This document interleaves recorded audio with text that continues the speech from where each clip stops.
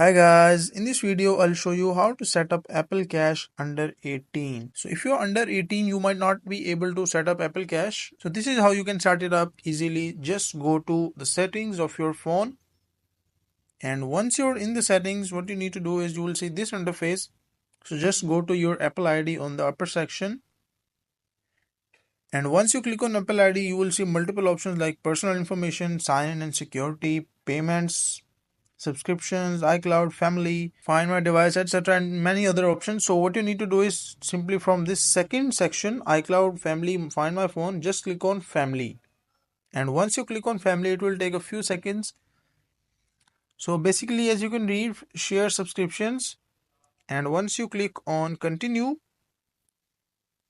this is how you can share like subscriptions with other people of your family. And once you reach here, just click on create child account. You will see like two options, invite others and create child account. And you can also read child accounts can be created by a parent or legal guardian of children aged over age 12 or younger. So this is basically a child account which is linked to the parent or guardian accounts.